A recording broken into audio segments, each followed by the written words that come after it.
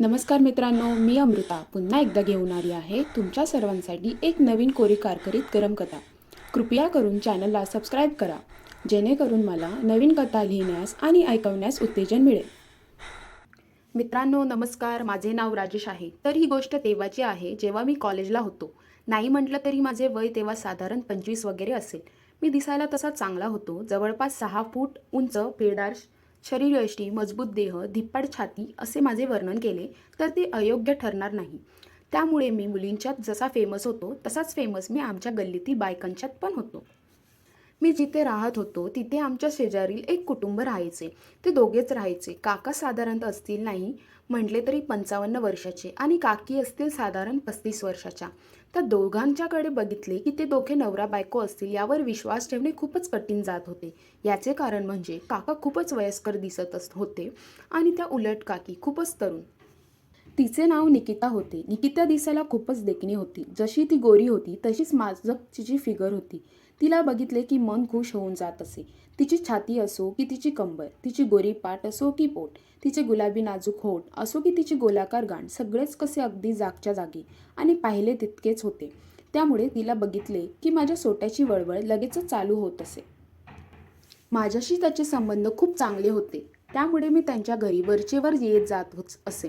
त्यातच काका सतत कामासाठी म्हणून बाहेर असल्याने माझी आणि निकिताची तशी खूपच जवळीक झाली होती. मी तिच्याशी कॉलेजच्या सगळ्या गप्पा मारायचो. तिला पण त्यामुळे तिच्या कॉलेजचे दिवस आठवायचे आणि ती पण मग तिच्या कॉलेजच्या सगळ्या आठवणी सांगत बसे. त्यामुळे आमच्यात खूप चांगली मैत्री झाली होती. ते उन्हाळ्याचे दिवस होते. घरी एसी वगैरे नव्हता, त्यामुळे रात्री झोपताना प्रचंड गरम होत असे. रात्र झाली की मला अंगावर काटा मारायचा. त्यामुळे मी एकदा असे ठरवले की रोज रात्री टेरेसवर झोपायचे. त्यानुसार मी त्या रात्री टेरेसवर झोपायला गेलो देखील. माझे आणि निकिताचे घर लागून लागूनच होते. त्यामुळे माझ्या टेरेसवरून त्यांच्या टेरेसवर अगदी आरामात जाता येत होते. मी जाऊन झोपतो न झोपतो तोच मला त्यांच्या टेरेसवरून बोललेला आवाज आला. मी थोडासा अंदाज घेतला. तोच मला लक्षात आले की जसा मी टेरेसवर झोपायला आलो आहे तसे ते दोघे पण टेरेसवर झोपायला आले आहेत. मी लगेच उठलो आणि इकडे तिकडे चालण्याच्या बहाण्याने काही दिसते का ते बघू लागलो. मी दिसताच मला काकांनी हाक मारली. "अरे राजेश, आज तू पण आला आहे का झोपायला टेरेसवर?" त्यांनी मला विचारताच मी म्हणालो, "हो काका, तुम्ही पण?" "आम्ही 2 दिवसापासूनच चालू केले आहे रे, पण छान झोप लागते बघ," ते म्हणाले. आम्ही इकडे तिकडे गप्पा मारल्या आणि झोपायला गेलो तोच निकिता तिथे आली. निळ्या रंगाचा गाऊन तिने परिधान केला होता. त्या गाऊनमध्ये तिचे मोठे मोठे स्तन उठून दिसत होते आणि गाण तर एकदमच मादक दिसत होती. तिचे ते गोरेपान सौंदर्य त्या निळ्या ड्रेसमध्ये खूपच उठून दिसत होते. रात्री तर तिचे संपूर्ण अंग अधिकच खुलल्यासारखे मला वाटत होते. तिला क्षणभर बघून मी पण झोपी गेलो.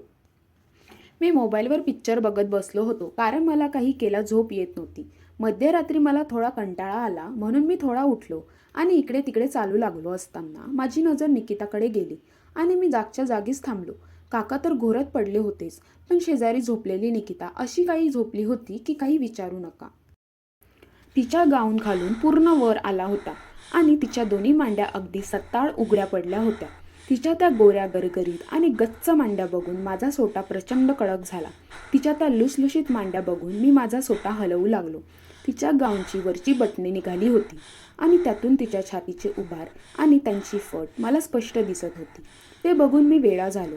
त्यात निकिताची भली मोठी ओसाड गाण त्या गाऊनमध्ये भरगच्च दिसत होती, जणू मला आमंत्रणच देत होती. मी तिच्यावर मूठ मारून जाऊन झोपलो. मी आता रोजच रात्र होण्याची वाट पाहू लागलो. मी रोजच मुद्दाम जागा राहू लागलो आणि निकिताला अर्धनग्न अवस्थेत बघून मूठ मारू लागलो. मला तिची नशा चढू लागली होती. तिला बघून मी दिवसभर तिच्याच विचारात गुंग राहू लागलो होतो. एकदा मी तिला रात्री बघत असताना मात्र तिला थोडी जाग आली. मी कसाबसा पळून माझ्या जागी जाऊन झोपलो म्हणून बरे झाले. त्या रात्री निकिता एकटीच आली होती टेरेसवर झोपायला. तिला याबद्दल विचारले असता काका कामासाठी काही दिवस बाहेर गावी गेलेत असे तिने मला सांगितले. इकडे तिकडे थोड्या गप्पा मारून आम्ही दोघे झोपायला गेलो देखील. मी नेहमीप्रमाणे मध्यरात्री उठलो आणि निकिता दिसते का म्हणून बघायला गेलो. नेहमीपेक्षा पण जास्त वर आलेल्या गाऊनमध्ये ती अस्तव्यस्त पडली होती. मी वेडा झालो. तिची गुलाबी निक्कर मला त्यातून स्पष्ट दिसत होती. माझा सोटा प्रचंड कडक झाला. मी त्याला हळूहळू हलवू लागलो आणि तोच निकिता जागी होत असल्याचे मला जाणवले. मी माझ्या जागी जाऊन झोपलो. निकिता जागची उठली असल्याने मला समजले. मी डोळे बंद करून झोपल्याचे नाटक करू लागलो. काही क्षण झाले असतील, तोच मला माझ्या सोट्याला कोणीतरी स्पर्श करत असल्याचे जाणवले. मी तरीही तसाच पडून राहिलो. मी खाडकन माझे डोळे उघडले आणि बघतो तर काय, समोर निकिता होती. तिने माझा सोटा तिच्या हातात घेतला होता आणि ती त्याला हळूहळू करत हलवत होती. मी थोडा बावरलो. ते बघून ती मला म्हणाली, तू रोज रात्री मला बघतो ते मला माहीत आहे.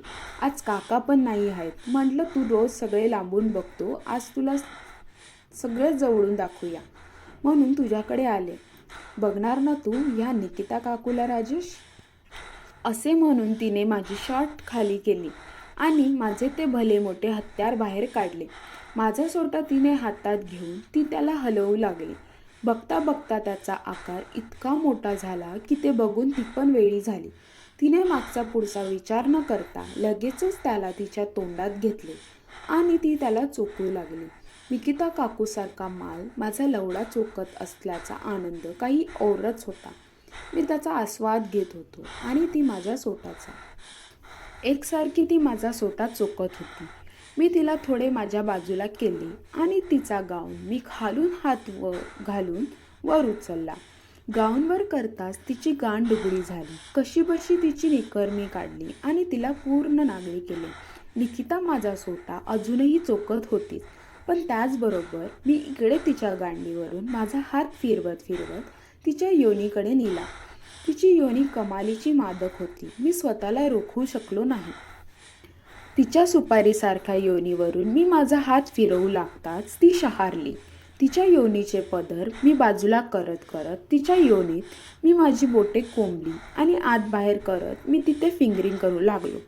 माझ्या बोटाने तिची योनी कमालीची फुगीर झाली आणि तिच्यातून बारीक स्त्रव बाहेर येऊन ती ओली चिंब झाली.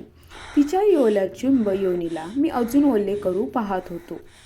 तिला मी थांबवले.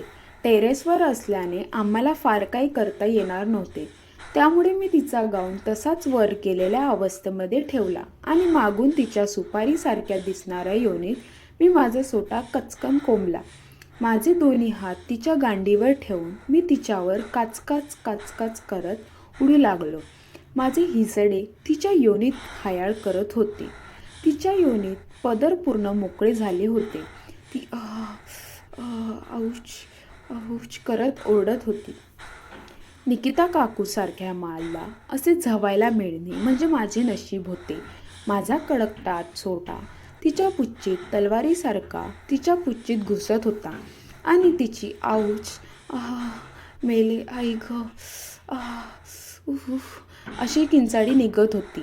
मला तिला ठोकताना जाणवले की तिला खूप दिवस कोणी ठोकले नव्हते, कारण विवाहित असून तिची पुच्ची अतिशय टाईट होती. मी प्रचंड वेगाने खूप वेळ एकसारखे तिच्यावर उडालो. कचकच करून तिला पण माझ्यावर उडवले आणि शेवटी माझे सगळे वीर्य मी तिच्या योनीत सोडले आणि ती माझ्या अंगावर विव्हळत पडली आणि आम्ही दोघे पण शांत झालो. अशा प्रकारे मी त्या रात्री निकिता काकूला ठोकून काढले. ती मला घेऊन मग तिच्या घरी गेली. तिथे रात्रभर आमचा हा डाव चालू होता. काका काही दिवस येणार नसल्याने रोज रात्री मी टेरेसच्या वर झोपण्याच्या बहाण्याने माझ्या टेरेसवरून तिच्या टेरेस मार्गे तिच्या घरी जात असे आणि रात्रभर तिला ठोकून काढत असे. तर कशी वाटली मित्र आणि मैत्रिणींनो तुम्हाला झवळ्या निकिताची कथा? नक्की कळवा आणि चॅनलला सबस्क्राईब करा. तसेच कमेंट करा आणि कमेंटला मी नक्कीच प्रतिसाद देईन. धन्यवाद.